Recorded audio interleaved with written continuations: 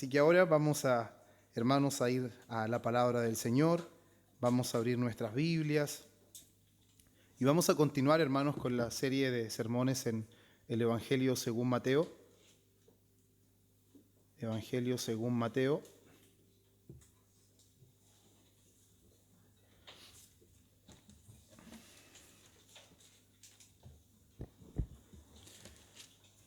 En el capítulo 11,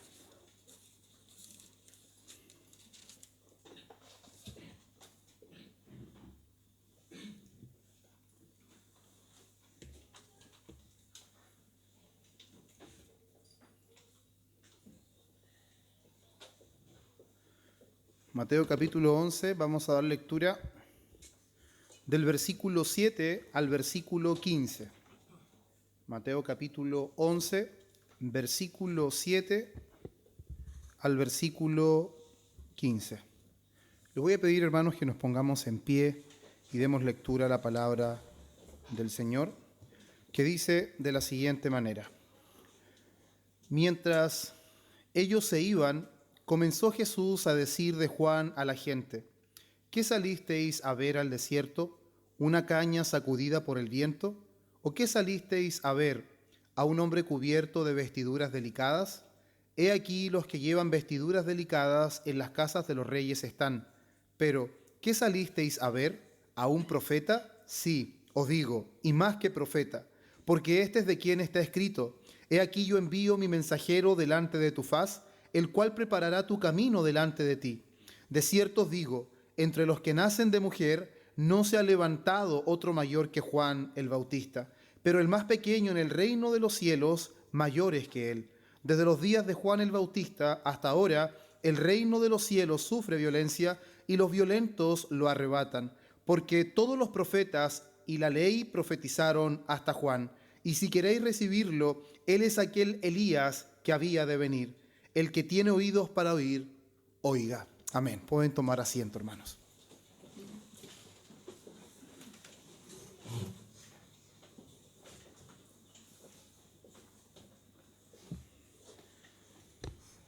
Como bien mencionaba nuestro hermano Andrés, el fin de semana pasado fue un fin de semana extenuante para todos, pero sin embargo Dios nos permitió un buen tiempo, hermanos.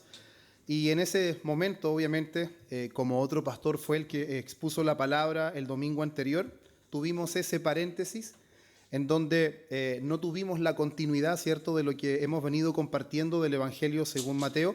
Pero sin embargo, hermanos, hoy nosotros vamos a volver a centrar nuestra mirada en este capítulo 11 de Mateo, especialmente en los versículos 7 al 15, puesto que si nosotros miramos este capítulo 11 nos daremos cuenta que hasta el versículo 19 es una continuidad de lo que el Señor Jesús viene diciendo, pero sin embargo hay varias cosas que son interesantes, cosas que son muy necesarias que podamos comprender del texto, y es por eso que he hecho algunas subdivisiones para no pasar tan rápido y perder de vista cosas que son importantes conocer de la Escritura. Y de antemano les menciono que hoy haré todo lo posible, hermanos, por adecuarme bien a los tiempos, puesto que hay varias cosas que son importantes para poder conocer, y ruego al Señor que en su gracia Él me capacite para poder explicarlo y poder darlo a entender de la mejor manera. Pero sin embargo, hermanos, hoy día nosotros encontraremos algo que es bastante llamativo. Encontraremos un contundente y profundo testimonio de la persona de Juan el Bautista, nada más y nada menos que en la boca de nuestro Señor Jesucristo. Él lo va a presentar como profeta, inclusive aún más que un profeta, afirmando que de los que nacen de mujer no se ha levantado otro mayor que Juan. Sin embargo, además de esto, va a añadir algo que es bastante sorprendente. Él va a decir que el más pequeño en el reino de los cielos es mayor que él. A primera vista, hermanos, pareciera que Jesús estuviera hablando de la grandeza de Juan en términos personales, pero sin embargo veremos a lo largo de este sermón que no se refiere directamente a Juan como persona, sino que se refiere al oficio de Juan como el precursor del Mesías. La grandeza que vamos a ver en este texto está relacionada directamente de quién es el objeto que apunta Juan como profeta, y no en Juan en sí mismo. Y de la misma manera veremos que la grandeza de aquellos que conforman el reino de los cielos, aquellos que son pequeños, la única manera de entenderlos bíblicamente es en la conexión con Cristo. Por lo tanto, hermanos, este sermón va a estar centrado directamente en la grandeza de Juan en relación con el Mesías y la grandeza de los componentes del reino de los cielos en la conexión vital con la persona de Cristo. Es por eso que después de un arduo trabajo el título de este sermón es Cristo, la fuente de toda grandeza. Ese es el título de este sermón. Y hermanos, el domingo antes pasados, como les mencionaba, nosotros centramos nuestra mirada en los versículos 1 al 6 del mismo capítulo y pudimos extraer, hermanos, 4 puntos relevantes de ese relato para traer un poco a la memoria. Y el primer punto que nosotros vimos en el versículo 1 fue el énfasis que Jesús daba a la enseñanza y la predicación. Y vimos claramente cómo el patrón del ministerio de nuestro Señor era la predicación, la enseñanza y sanación de los enfermos. En el versículo 2 vimos la interrogante de Juan, o la gran pregunta que Juan hace a través de sus dos discípulos. ¿Eres tú el que había de venir o esperaremos a otro? Era una gran pregunta y claramente las personas que estaban alrededor seguramente escucharon esta pregunta, y eso es importante porque se desprende también de la afirmación o la confirmación del ministerio profético que Jesús va a hacer de Juan. En el tercer punto nosotros vimos la extraordinaria respuesta de Jesús, que son los versículos 3 al 5, donde Lucas en el capítulo 7, versículo 21 y 22, nos da una imagen mucho más clara y vívida de lo que el Señor Jesús le responde a los discípulos de Juan. Y dice así: en esa misma hora sanó a muchos de enfermedades y plagas y de espíritus malos, y a muchos ciegos les dio la vista. Y respondiendo Jesús les dijo: id, haced saber a Juan lo que habéis visto y oído. Los ciegos ven, los cojos andan, los leprosos son limpiados, los sordos oyen, los muertos son resucitados, y a los pobres es anunciado el evangelio. ¿Por qué es importante ver este texto paralelo de Lucas? Porque añade que en el mismo momento que los discípulos de Juan hicieron la pregunta, en ese mismo momento Jesús hizo los milagros. En ese mismo momento sucedió lo que el Señor le dijo: vayan y hagan saber a Juan lo que ven y lo que oyen. Por eso es tan importante, porque Mateo no abarca esa parte. Entonces, hermanos, nosotros vimos que las dudas de Juan principalmente no mostraron que era un hombre incrédulo, no mostraron que era un hombre débil, sino mostraron su humanidad. Pero sin embargo Jesús las consideró válidas. Es posible que alguien que tenga dudas, que esté en un momento de incertidumbre, nuestro Señor pueda considerar válido ese momento. Lo que vemos aquí es que Jesús consideró válidas las dudas de Juan. ¿Y por qué las consideró válidas? Las consideró válidas en el sentido de que no se debía a incredulidad absoluta. No se debía a un hombre que era incrédulo. No se debía a un hombre que en realidad no tenía conexión con el Señor o que no tenía comunión con Dios, sino más bien sus dudas se debían a debilidad, se debían a confusión y a su expectativa mesiánica de una implementación del juicio de manera inmediata. Recordemos que en Mateo 3, versículo 10 al 12, Juan es el que dice: el hacha está puesta ya a la raíz de los árboles. Él es el que bautiza con Espíritu Santo y con fuego. El aventador está en su mano y limpiará su era y recogerá el trigo en su granero, y la paja será echada en el fuego que nunca se apaga. Por lo tanto, la visión mesiánica de Juan es un tiempo de gracia y juicio al mismo tiempo. Pero sin embargo, eso no es lo que él está viendo. Pero sin embargo, nosotros vemos en los versículos 3 al 5 cómo el Señor Jesús, lejos de descalificar a Juan, lejos de juzgarlo y criticarlo por sus dudas, él va a afirmar su fe. Él lo va a llevar a las Escrituras y en palabras nuestras le va a decir: Juan, tranquilo, todo va según el curso de lo que está anunciado proféticamente. Todo lo que anunció el profeta Isaías, que Isaías es el profeta que más anunció del Mesías. Por lo tanto, no es casualidad que Jesús cite precisamente los dichos de Isaías en el capítulo 35. Entonces, hermanos, vemos que Jesús lleva a Juan a las Escrituras y le da tranquilidad. lo afirma, lo sustenta en cuanto a sus dudas y muestra que todo va conforme a lo que Dios ya tenía preparado. Sin embargo, hermanos, es importante recordar una vez más lo que mencionábamos anteriormente, que el ministerio del Mesías no se llevaría a cabo en una sola parte, sino que el ministerio mesiánico se llevaría a cabo en dos etapas, su primera venida y su segunda venida. Por eso no es casualidad que en Lucas capítulo 4, versículo 16 al 21, cuando Jesús se atribuye el texto de Isaías 61, 1 al 2, cuando dice: el Espíritu de Jehová está sobre mí, y finalmente dice que Dios lo ha enviado para cumplir su ministerio, él termina diciendo que lo ha enviado a predicar el año agradable del Señor. Y en ese momento él cierra el rollo y se termina su exposición del texto. Pero sin embargo, lo que continuaba de ese texto era de que también era el día de la venganza del Señor. Por lo tanto, hermanos, ahí queda claramente expuesto de que el día de la venganza no es que Dios haga oídos sordos, no es que Dios no vea la maldad, no es que Dios no vea cómo el curso de la humanidad cada vez más se corrompe, no es que Dios sea indiferente, es que Dios ha reservado el día del juicio en su segunda venida. Por eso aún es el día agradable, aún el brazo del Señor está extendido para redimir, para perdonar pecados. Aún Dios está recibiendo a los que se arrepienten y creen en Jesucristo. Porque el día del juicio no será un día de arrepentimiento, será un día ardiente como un horno. El día del juicio será el día más terrible que esta humanidad ha experimentado en toda su existencia. Es por eso, hermanos, que es importante que nosotros entendamos de que Juan estaba vacilando en este aspecto. No era una incredulidad absoluta, sino que había confusión referente a la venida del Mesías. Pero sin embargo, al mismo tiempo vimos el punto 4 en el último sermón de la bienaventuranza de no hallar tropiezo en Jesús. Vimos cómo claramente Jesús le dijo a los discípulos de Juan: bienaventurado el que no halle tropiezo en mí. Bienaventurado el que no se escandalice de mí al ver algo diferente de lo que él conoce. Juan no conocía todo, hermanos.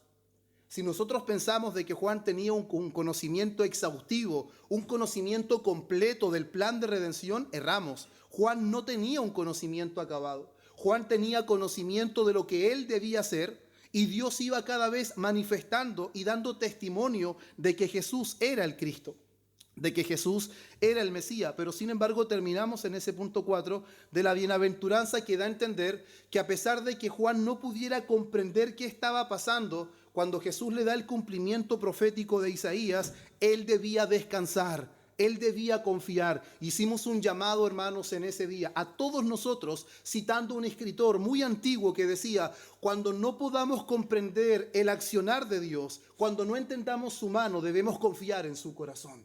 Debemos confiar en la bondad de Dios, aunque nuestros ojos no entiendan y no podamos comprender qué es lo que está sucediendo. Por eso Romanos 8:28 dice: y sabemos que los que aman a Dios, todas las cosas le ayudan a bien. En el original, la intención que tienen esas palabras, aunque parezcan malas o buenas ante nuestros ojos, no depende si son malas, no depende si son buenas ante nuestro entendimiento. Dios las lleva para que cooperen a nuestro bien, a nuestro beneficio. Y eso fue lo que nosotros vimos, hermanos amados, en lo que fueron los primeros 6 versículos de este texto de Mateo 11. Y espero que esto lo haya involucrado otra vez en este capítulo, que lo haya ahí sumergido para que podamos estar más atentos ahora o comprender de mejor manera. Y el versículo 7 ahora dice esto: mientras ellos se iban, comenzó Jesús a decir de Juan a la gente: ¿qué salisteis a ver al desierto? ¿Una caña sacudida por el viento?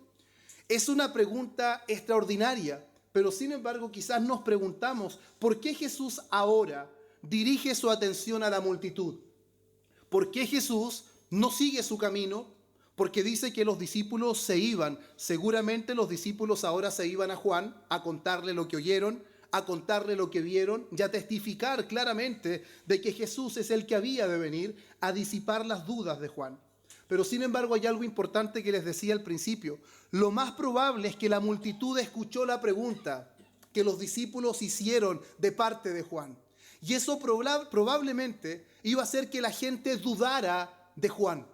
dudara de su estabilidad, dudara si Juan efectivamente era ese profeta que se venía anunciando. Recordemos que en diferentes lugares, tanto de Mateo como de Juan, se da a entender de que Juan es la voz de que él clama en el desierto, que Juan es el precursor, él es el enviado de Dios para preparar el camino del Mesías. Entonces esto claramente debió gatillar en la mente de las personas. Y ahora, usted puede decir, pero el texto no lo dice. Pero sin embargo, hemos visto en muchos lugares donde dice, y Jesús conociendo los pensamientos de ellos, y Jesús conociendo el corazón de todos los hombres. Por lo tanto, Jesús conocía perfectamente que este tipo de pregunta de los discípulos de Juan pudo haber cambiado la percepción. Recordemos de que el pueblo tenía a Juan como un profeta. Por eso los escribas y los fariseos temían acusar a Juan, porque lo consideraban un profeta. Aún Herodes lo consideraba un profeta. Entonces claramente esto lleva a que Jesús de forma inmediata, él dé esta confirmación. Y hermanos, es algo maravilloso. Juan está con dudas.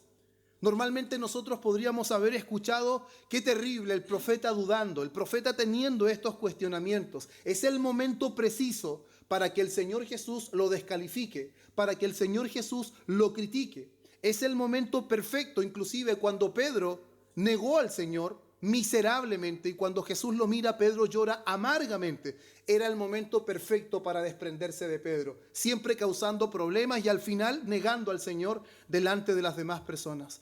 Pero sin embargo nosotros vemos en la Escritura de que al que Él amó los ama hasta el fin.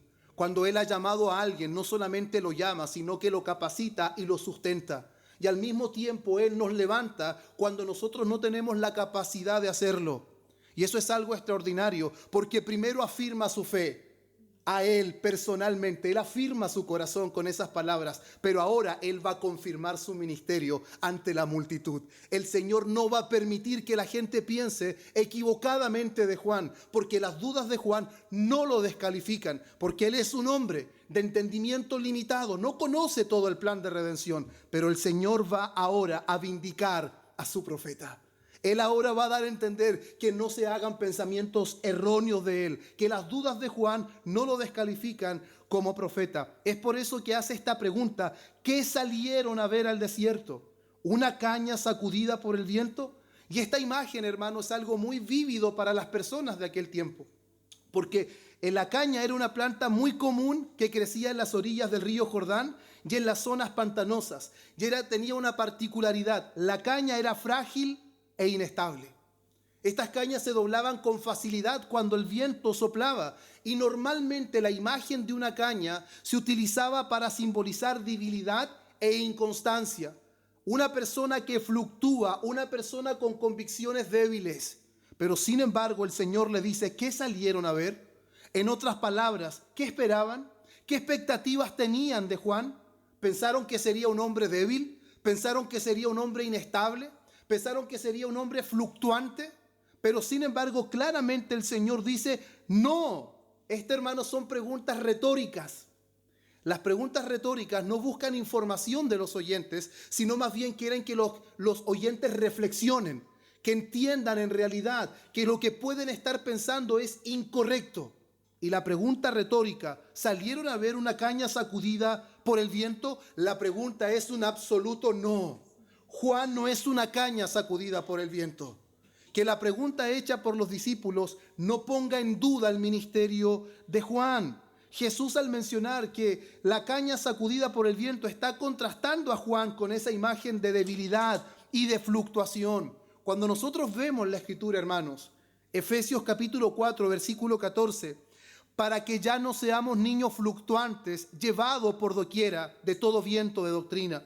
O vemos Santiago 1:6, porque el que duda es semejante a la onda del mar, que es arrastrado por el viento y echada de una parte a otra. Santiago 1:8, el hombre de doble ánimo es inconstante en todos sus caminos.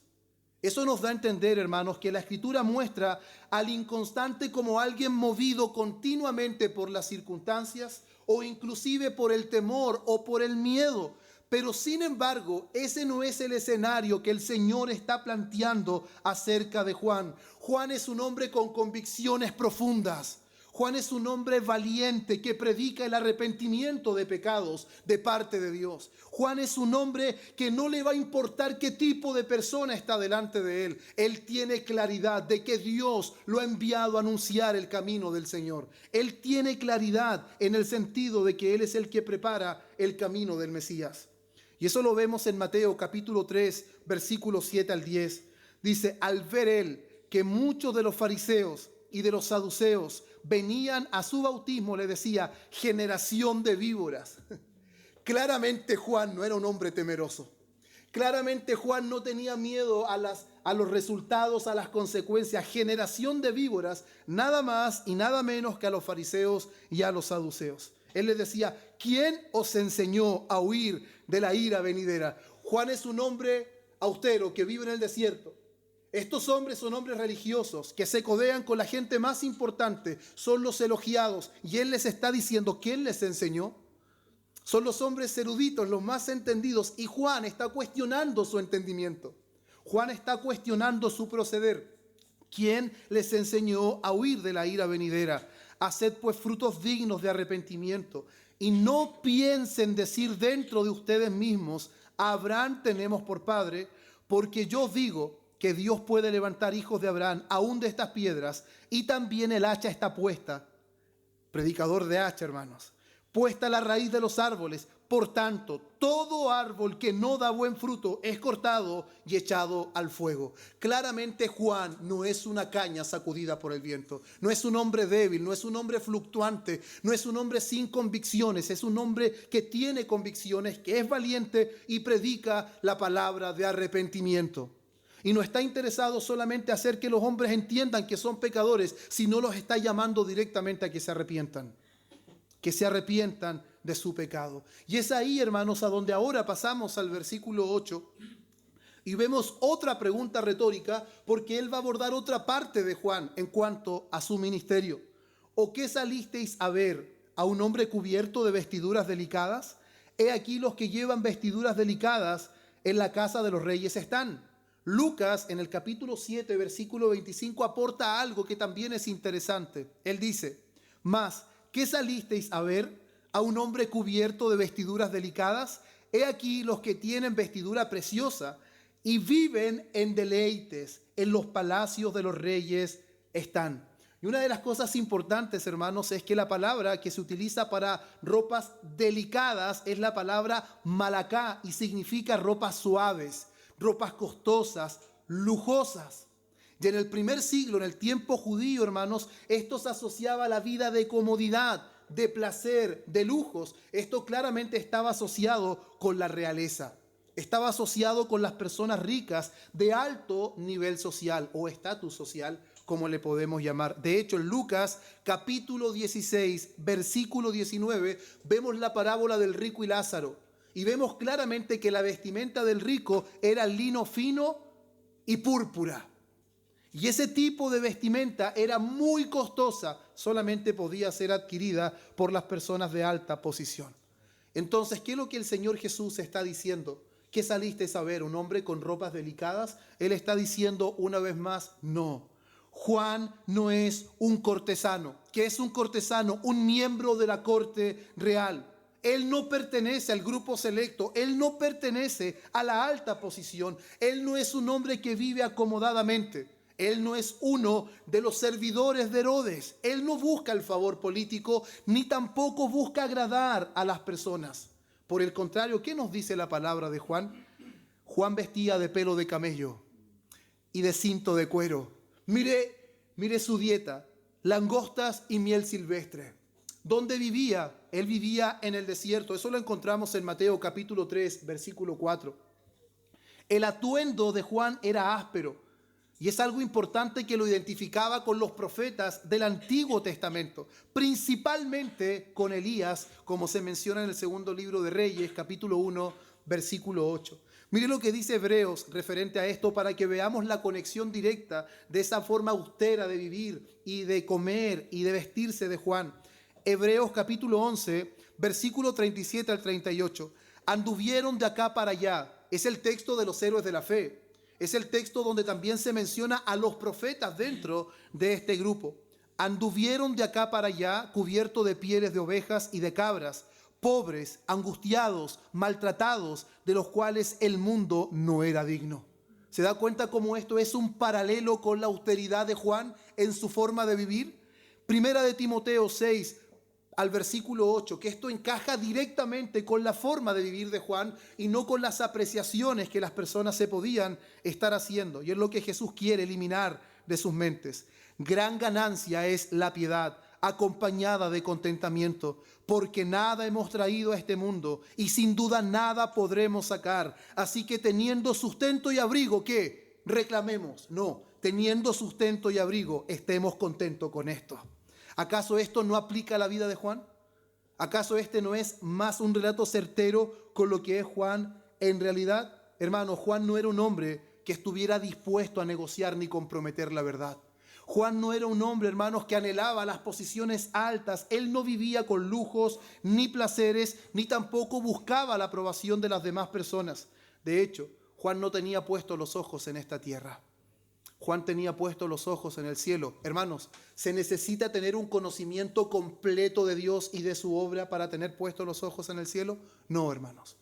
No necesitamos ser el erudito más grande de este mundo para que nuestra mirada esté en los cielos. La palabra nos dice que la mirada del sabio está en los cielos y la mirada del necio está en la tierra. Juan tenía puesta la mirada en el cielo porque él no buscaba lujos, no buscaba comodidad, no buscaba un posicionamiento alto en la corte suprema o en el lugar del rey. Y eso nosotros lo podemos ver claramente, hermanos, en Mateo 14, versículo 1 al 12, donde entendemos el porqué de Juan está en prisión y por qué Juan finalmente muere. Vemos claramente que Juan pierde la vida estando preso. El capítulo 11 nos dice que Juan está preso y de esa cárcel Juan no saldrá. Juan quedará en esa cárcel y finalmente perderá su vida y su cabeza terminará en un plato, hermanos. La cabeza de Juan terminaría en un plato. Y la pregunta es, ¿por qué Juan termina en esta condición? ¿Por qué la vida de Juan terminaría en esta situación? Y es principalmente por exponer el pecado de Herodes. Herodes era el rey, el tetrarca. Era un hombre imponente, era un hombre que tenía poder para hacer y deshacer en ese lugar. Pero sin embargo eso demuestra que Juan no es de las personas con ropas delicadas. Él no quiere congraciarse con Herodes, él quiere predicar la palabra del reino. Y si tiene que anunciar, y si tiene que denunciar el pecado de Herodes, Juan lo hará. Y Juan precisamente lo hace: no te es lícito tener la mujer de tu hermano. Herodes, estás en adulterio. Eso se parece mucho al anuncio que hace Natán del profeta, del rey David. Natán, un profeta. Hermanos, denunciar el pecado de un rey, lo que espera es que el rey pueda tomar cartas en el asunto. ¿Y qué te crees tú? Y finalmente mandar a matar al profeta. Pero sin embargo Natán, al mismo nivel, podemos decir de Juan, está dispuesto a encarar el pecado del rey. Pero Juan encaró el pecado de un inconverso. Natán encaró el pecado de un hombre conforme al corazón de Dios.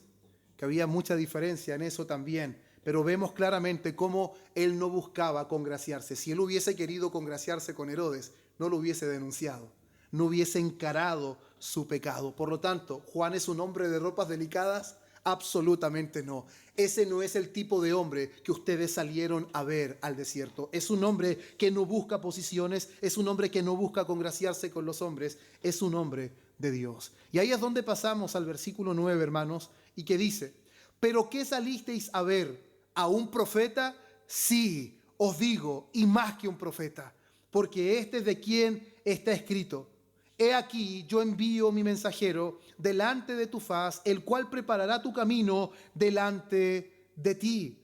En Mateo capítulo 3, versículo 1 al 3, Mateo ya había citado directamente Isaías 43 y lo aplicó a Juan cuando dice esto: en aquellos días vino Juan el Bautista predicando en el desierto de Judea y diciendo: arrepentíos, porque el reino de los cielos se ha acercado. Pues este es aquel de quien habló el profeta Isaías cuando dijo: voz del que clama en el desierto, preparad el camino del Señor, enderezad sus sendas. Y ahora nuestro Señor Jesús está aplicando la profecía de Malaquías, capítulo 3, versículo 1, diciendo que la profecía se cumple en Juan el Bautista. Por lo tanto, el testimonio de nuestro Señor Jesús está siendo fuerte, está siendo profundo, de que no se hagan pensamientos equivocados referente a la persona de Juan, porque él no es una caña sacudida por el viento, no es un hombre débil, inestable, él no es un hombre con vestimentas delicadas, él no le interesa los lugares altos, él predica la palabra de Dios con fidelidad. Él no se detiene en el camino buscando el favor de los hombres, sino él camina con obediencia. La duda de Juan no los puede hacer pensar equivocadamente de él. Entonces, hasta aquí, hermanos, nosotros vemos este testimonio importante. El mismo Señor Jesús ahora responde la pregunta. Sí, ¿se da cuenta? En las primeras dos no hay respuesta porque es una pregunta retórica. La respuesta es clara. Pero sin embargo ahora el Señor responde la pregunta y dice, sí, es un profeta. Y más que un profeta. Más que un profeta. Y entonces vemos, claro, el testimonio del Señor Jesús sobre Juan. Él ha vindicado a su profeta ante las posibles dudas de la multitud. Esa es la obra del Señor y es extraordinario, hermanos. Es extraordinario cómo el Señor no solo confirma y afirma su fe, fortalece su corazón, sino que no permite que hayan dudas en cuanto al ministerio de Juan, su profeta, porque él es su profeta. Sin embargo, hermanos, esto no es todo. En el siguiente versículo nosotros veremos una afirmación aún más extraordinaria, que es algo que quizás muchas veces, si algunos de ustedes han indagado en este texto, les llama la atención ver el versículo 10 que dice: de cierto os digo, entre los que nacen de mujer no se ha levantado otro mayor que Juan. Hermanos, qué afirmación más extraordinaria. Por eso nuestro segundo punto es en qué consiste la grandeza de Juan. Y el primer punto era la confirmación de Juan como profeta. La confirmación de Juan como profeta. Y ahora pasamos a nuestro punto 2. ¿En qué consiste la grandeza de Juan? La pregunta que surge aquí, hermanos, es ¿qué significa esto? ¿Qué significa de que entre los que nacen de mujer no se ha levantado otro mayor que Juan el Bautista? Sin embargo, antes de responder esta pregunta, quiero que nosotros veamos qué es lo que Juan dice de sí mismo. ¿Qué es lo que Juan argumenta sobre su persona? Y vamos a Juan capítulo 1, Evangelio de Juan capítulo 1, versículo 19 al versículo 27. Dice: este es el testimonio de Juan, cuando los judíos enviaron de Jerusalén sacerdotes y levitas para que le preguntasen: ¿tú quién eres? Confesó y no negó, sino confesó: yo no soy el Cristo. Y le preguntaron: ¿qué pues? ¿Eres tú Elías? Dijo: no soy.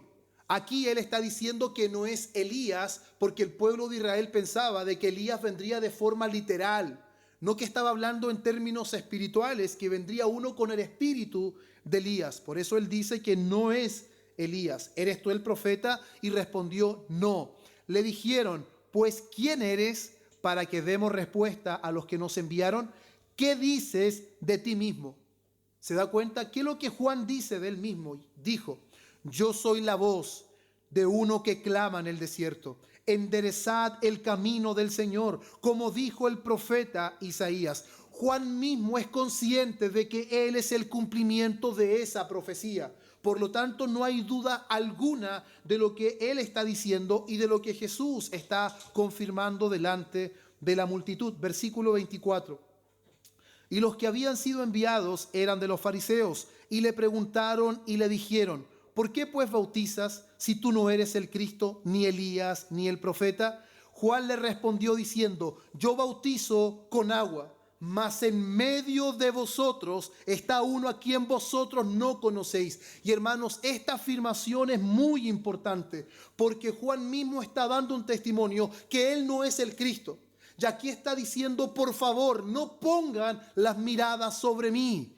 Tienen que poner la mirada en aquel que está en medio de vosotros, pero que ustedes aún no conocen.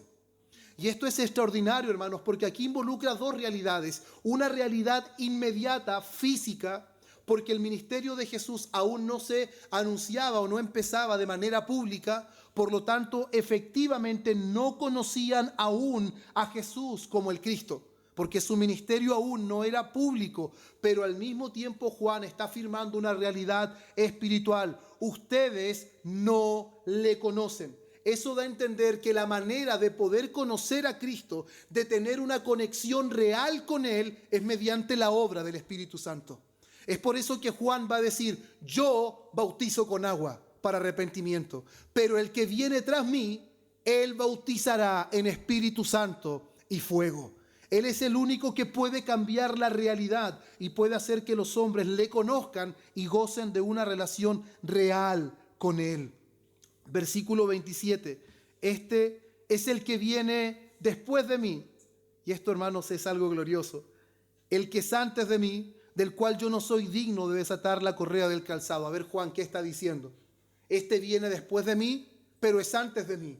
¿Qué está diciendo Juan? Es después de mí según la carne, porque Jesús es pariente de Juan. Pero sin embargo está afirmando que Jesús es menor. Y al mismo tiempo que el ministerio de Juan comenzó antes que el de Jesús, pero ahora está diciendo es antes que mí, porque Jesús es Dios. Él es Emmanuel, Él es Dios con nosotros. No solamente es hombre, sino que es Dios. Y Él dice, del cual yo no soy digno de desatar la correa del calzado. ¿Qué estás diciendo, Juan, si Jesús es tu primo?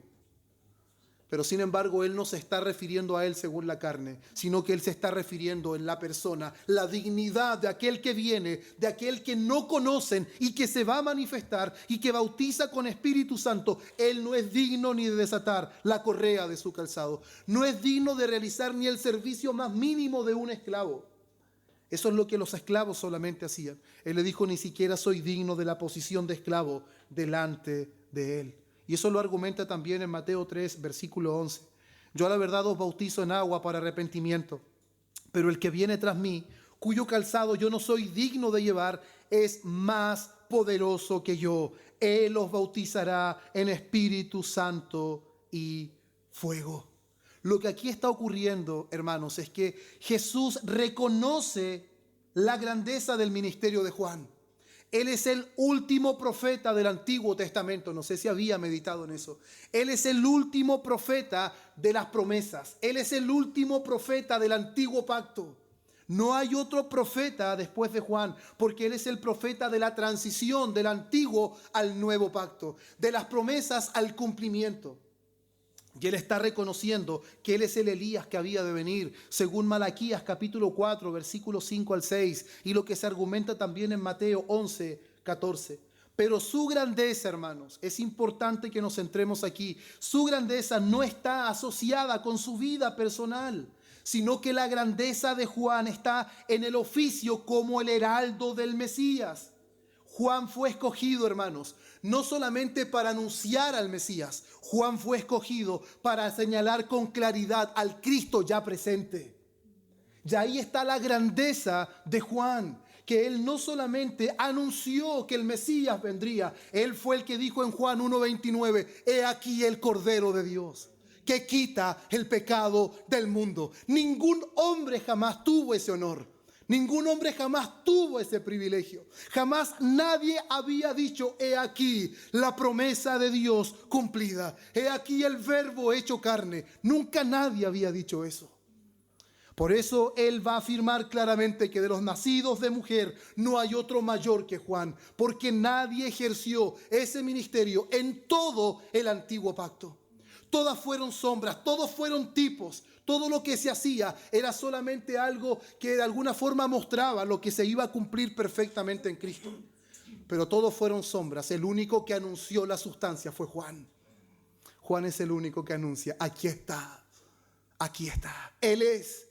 Por eso, hermanos, es tan importante que nosotros no desviemos la mirada, porque Juan nunca hizo que la mirada de sus discípulos o la mirada de la multitud fuera hacia Él. La mirada siempre fue hacia Cristo. Y nosotros tendemos muchas veces a ver el ejemplo de los hombres de Dios, y es correcto. Debemos ver el ejemplo de Juan, debemos seguir su fe, debemos seguir su valentía y su osadía, pero sin embargo no podemos quedarnos en Juan. Debemos ver a quien Juan apunta.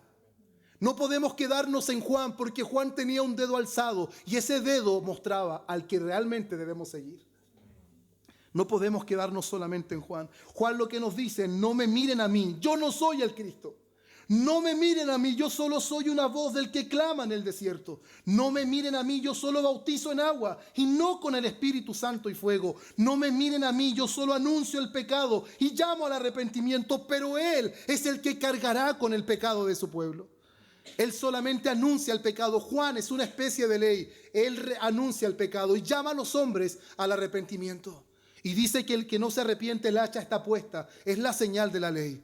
Pero sin embargo Jesús es el que viene a morir por esos pecados.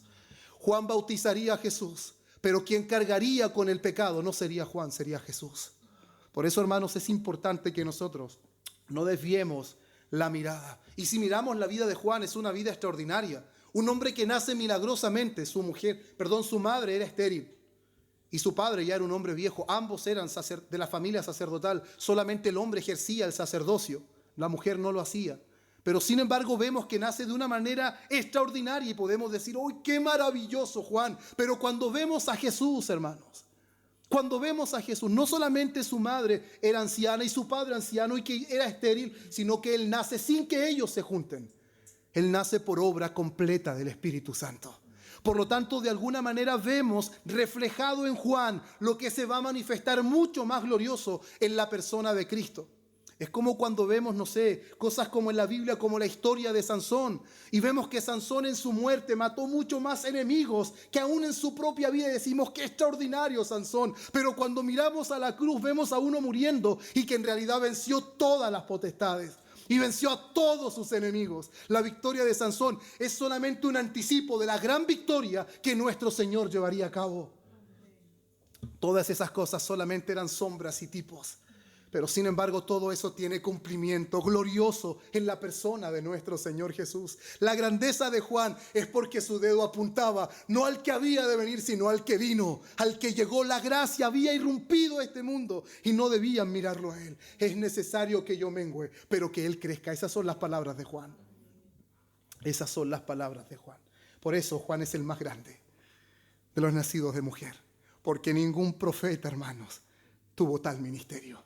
Ningún profeta tuvo tal privilegio. Ningún profeta tuvo tal honor. Ningún profeta anunció la llegada del rey. Él tuvo el privilegio, como en los lugares del Medio Oriente, cuando el rey va a venir, viene un precursor y va sacando las piedras del camino para que el rey llegue sin impedimento. Juan tuvo ese privilegio. Él preparó el camino del Señor, pero él no era el Señor. Él no era el Mesías. Él no era el Salvador, pero esa es la voz que clamaba en el desierto y enderezó el camino del Señor. Pero hay un pero, hermanos. No podemos quedarnos en esta afirmación de la grandeza de Juan, porque viene una afirmación aún mucho más extraordinaria.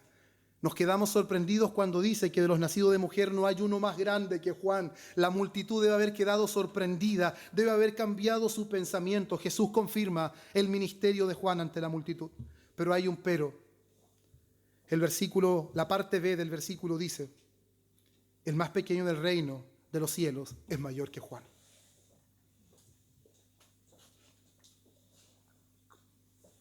La pregunta es, ¿qué pasó aquí, hermanos? La grandeza de Juan se ve opacada.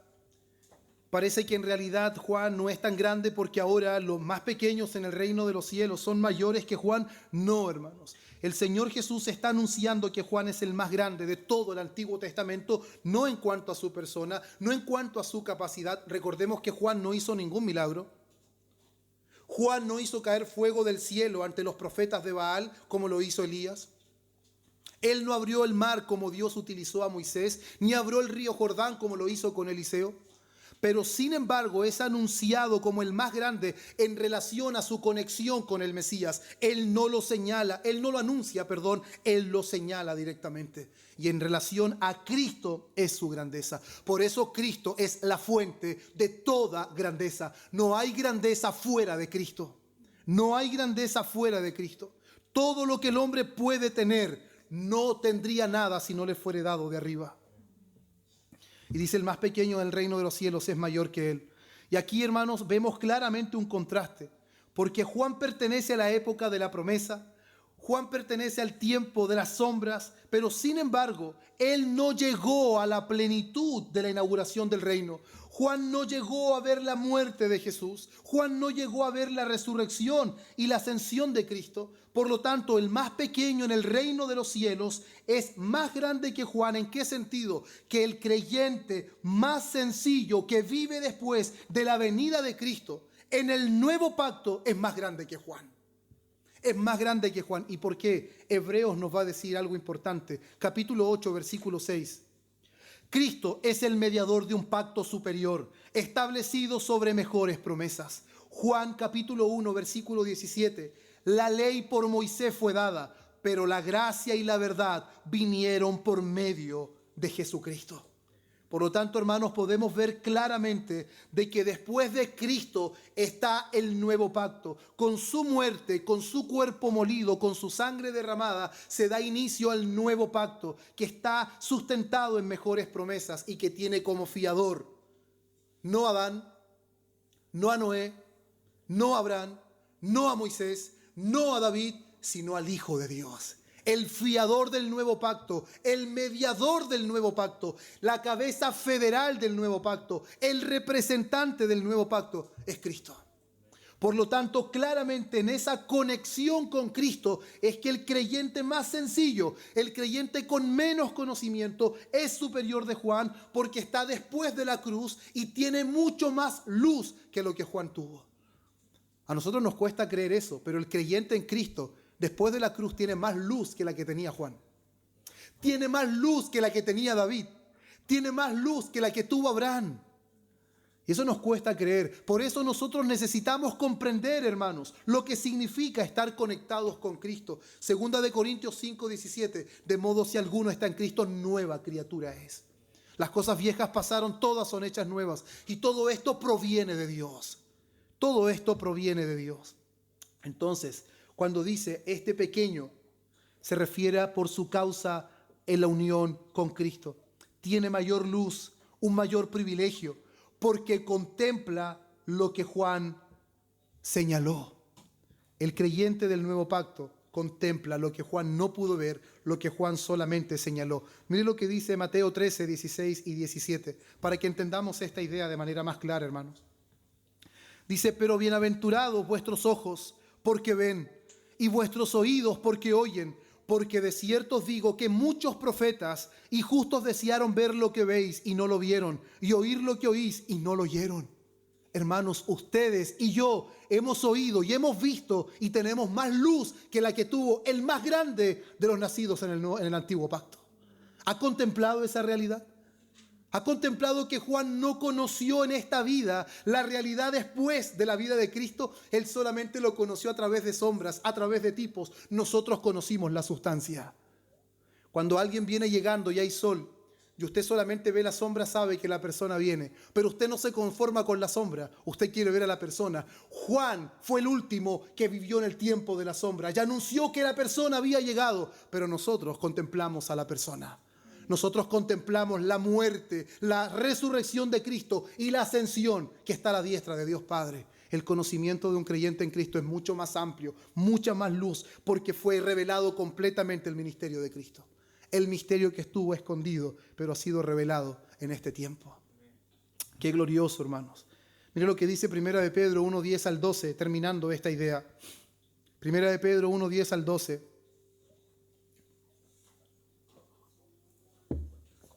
Los profetas que profetizaron de la gracia destinada a vosotros inquirieron y diligentemente indagaron acerca de esta salvación, escudriñando qué persona. ¿Se dan cuenta que los profetas no tenían el conocimiento pleno?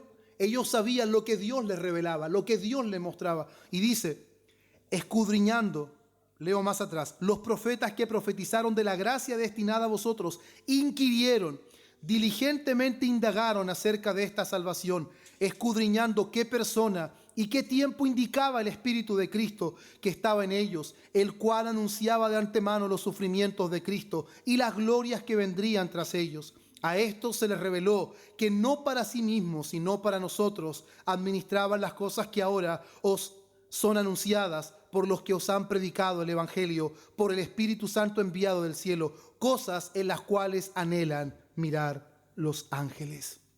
Es extraordinario, hermanos, ver cómo en realidad tanto la grandeza de Juan, el último profeta del antiguo pacto, como la de los creyentes del nuevo pacto, tiene su base únicamente en Cristo.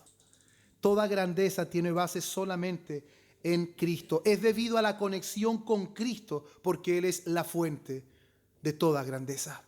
No hay grandeza en Juan en sí mismo, sino en su conexión con Cristo. No hay grandeza en los creyentes que están en el nuevo pacto, sino en su conexión con Cristo.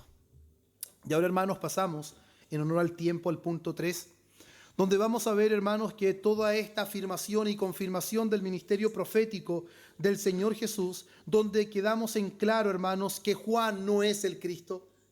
Desde Génesis 3:15, los hombres esperaron cada nacimiento, miraban y veían con expectativa. Me imagino en el tiempo de los jueces, veía un juez y podían decir, este es quizás el descendiente, pero no era.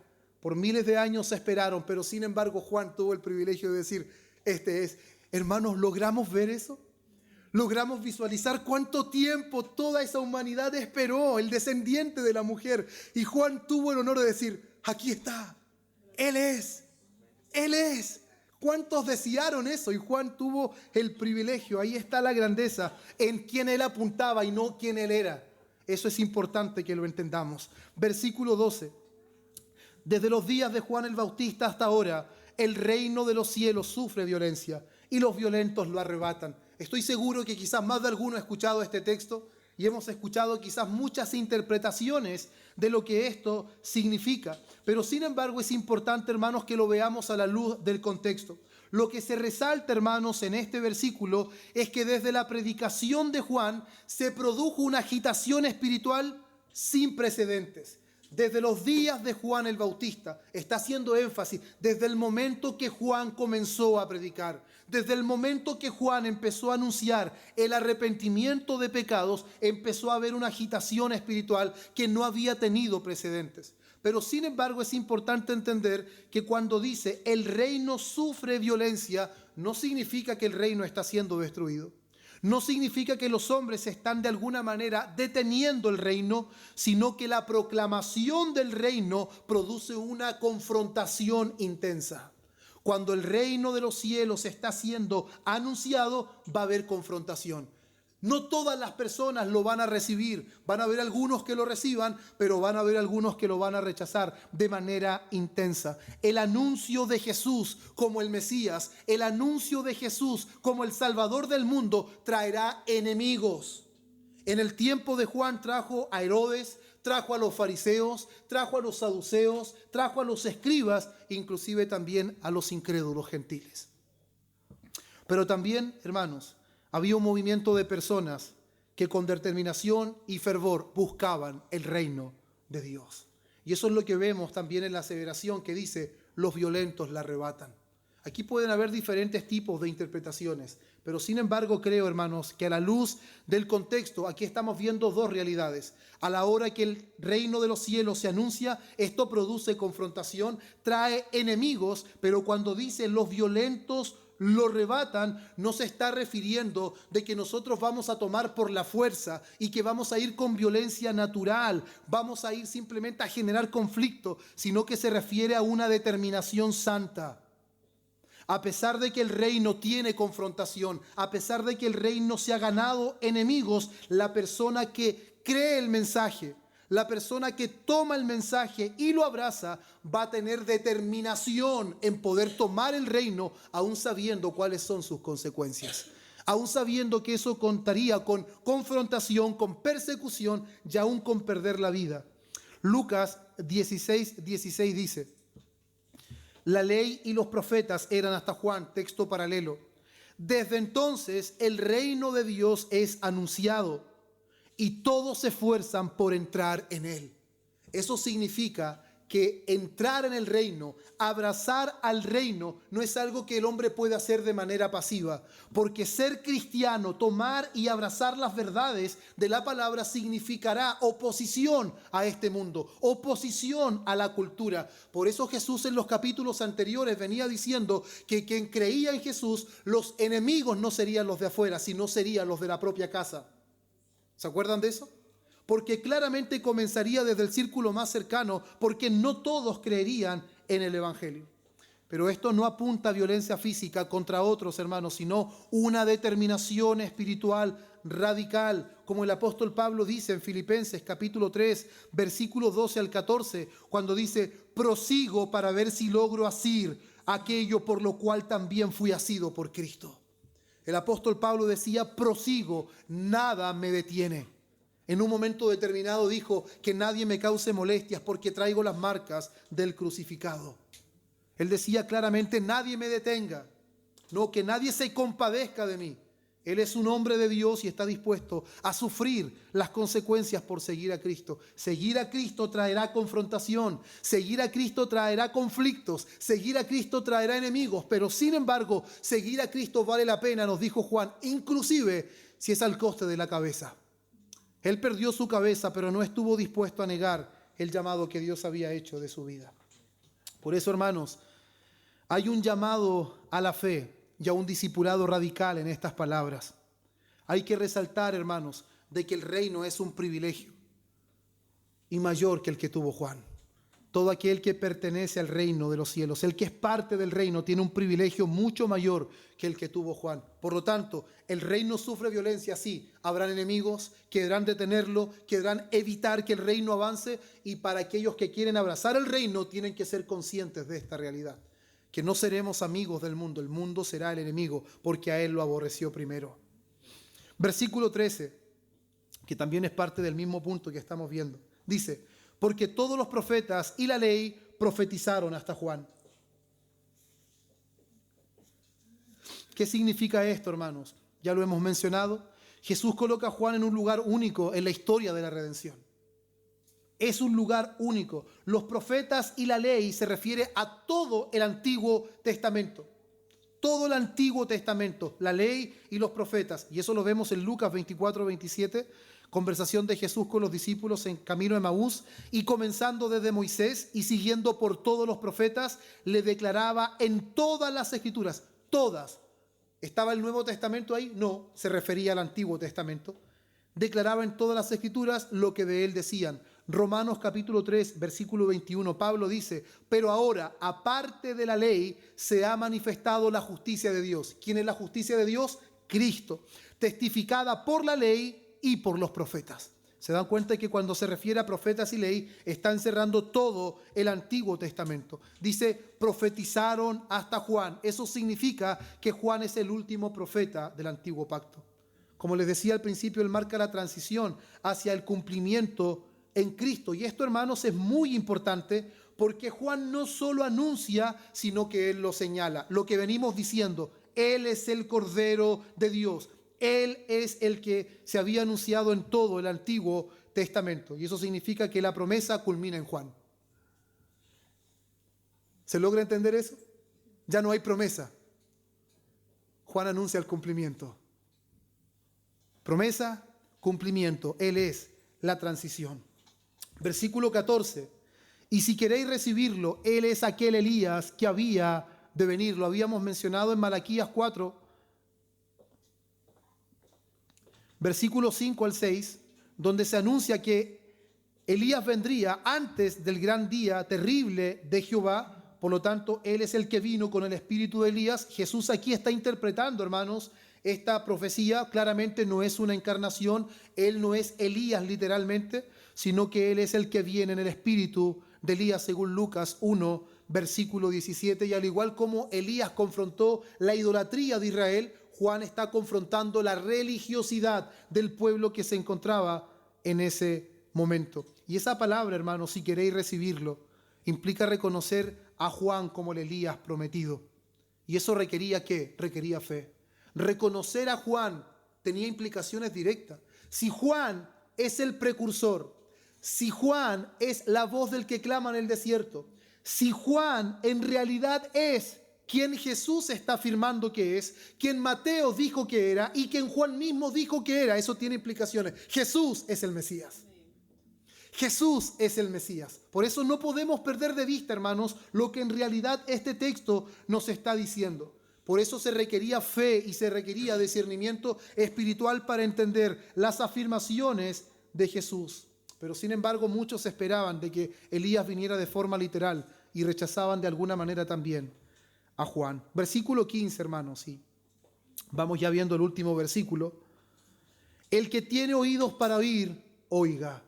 Esto, hermanos, lo encontramos en Mateo capítulo 13, versículo 9, en la parábola del sembrador, y lo encontramos innumerables veces en Apocalipsis, en las cartas a las iglesias, Apocalipsis 2:7, 2:11, 2:17, 2:29, en Apocalipsis 3:6, versículo 13 y versículo 22. El que tiene oídos para oír, oiga. Y esta es una expresión solemne, hermanos. No es algo que está escrito ahí porque sí. Es usada por Jesús cuando introduce verdades espirituales profundas, hermanos.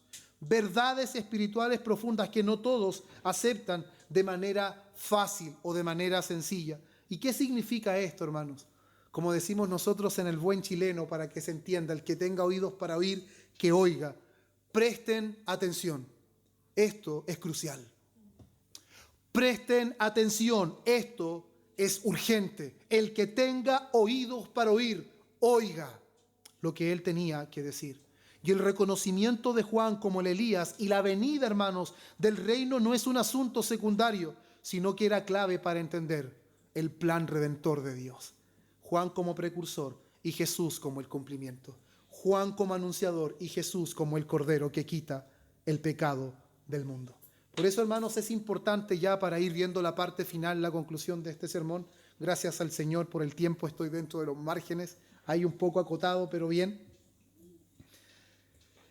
Es importante, hermanos, que nosotros veamos de que Juan fue grande porque anunció la llegada del Mesías. No era grande en sí mismo. Y nosotros, aún siendo los más pequeños, hermanos, somos mayores que Juan. ¿Por qué? Porque nosotros, hermanos, vivimos en el cumplimiento de lo que Juan anunció. No sé, hermanos, si usted considera eso. Y se goza al ver, hermanos, de que la realidad que hoy usted puede gozar, el post-Calvario, lo que viene después del Calvario, es mucho más glorioso, hermanos, de lo que vivieron todos nuestros hermanos en el antiguo pacto. Ahora, ¿cómo fueron salvados los del antiguo pacto? Por gracia y por medio de la fe. Pero sin embargo, ellos estuvieron en las sombras, en los tipos. Nosotros gozamos de la esencia. Nosotros gozamos del cumplimiento. Nosotros gozamos del Cristo que vivió perfecta obediencia. No del sacerdote que entraba una vez al año, del que entró una sola vez y para siempre. De aquel que con su sangre hizo perfecto para siempre a los santificados. Nosotros no tenemos que esperar la respuesta de un sacerdote de cómo le va en el lugar santísimo. Nosotros podemos entrar confiadamente al trono de la gracia por los méritos de Cristo. ¡Qué maravilloso, hermanos! ¡Qué maravilloso! ¡Qué maravillosa escena, hermanos, que estamos viendo! La grandeza de Juan no era en sí mismo, era porque él era el precursor del Mesías. Y la grandeza de los pequeños del reino es por su conexión vital con Cristo. Si no está gozando de eso, hermanos, está perdiendo del Evangelio, está perdiendo de la esencia, hermanos, de que nosotros estábamos en Cristo. Cuando Él murió, nosotros morimos con Él. Cuando Él fue sepultado, fuimos sepultados con Él. Cuando Él resucitó, fuimos resucitados con Él. Es por eso que el bautismo no es una sugerencia, es un mandato, es una ordenanza, porque el bautismo evidencia visiblemente la obra invisible del Espíritu Santo en nuestra vida. Eso es algo extraordinario, hermanos. Y qué importante es ver y sacar enseñanzas de esto, hermanos. Algunas aplicaciones antes de poder terminar. Sobre Juan de no ser una caña sacudida por el viento. Qué importante, hermanos, que nosotros aprendamos a ser firmes en la verdad. Vivimos en un mundo fluctuante y cambiante, una cultura que quiere ejercer fuerza y opresión, pero nosotros no debemos cambiar nuestras convicciones bíblicas ante las presiones. Si Juan, antes del Calvario, él era un hombre valiente, nosotros no deberíamos ser aún más valientes. No deberíamos tener convicciones aún más profundas, aunque los vientos soplen, hermanos. Nosotros no deberíamos fluctuar. Por eso, hermanos, es importante que nos hagamos la siguiente pregunta. ¿Soy alguien que se dobla ante el viento de la opinión pública? ¿O me sostengo en la palabra de Dios? ¿Es mi sustento la palabra de Dios? O cuando habla de las ropas delicadas, hermanos, nosotros no debemos aspirar a lujos y placeres de esta vida, porque el reino no se obtiene por comodidad, sino por renuncia y entrega. Eso es lo que nos mostró Juan, por renuncia y entrega. Ahora, al revisar nuestras prioridades, pregunta para todos: ¿gastamos más en deleites pasajeros que en la obra del reino? Y no estoy hablando netamente en lo económico, aunque también siempre se incluye. Estoy hablando en todos los factores de lo que Dios le permite. ¿Gastamos más en nuestras prioridades o gastamos más en deleites pasajeros antes que en la obra de Dios? Son preguntas que nosotros debemos hacernos, hermanos, y entender claramente de que el reino siempre tendrá oposición. El reino siempre, hermanos, tendrá enemigos, pero sin embargo, los violentos lo arrebatan. ¿Y quiénes son los violentos? Aquellos que han comprendido que por su conexión en Cristo, de ahí viene todo lo que necesitan para poder enfrentar toda esta corriente del mundo que se opone a la verdad de Dios. Todo lo que nosotros somos y todo lo que nosotros tenemos es por causa de nuestra unión vital con Cristo. Juan capítulo 15, yo soy la vid verdadera. El Padre es el labrador y vosotros sois los pámpanos. Nadie puede dar fruto separado de mí. Nadie puede dar fruto.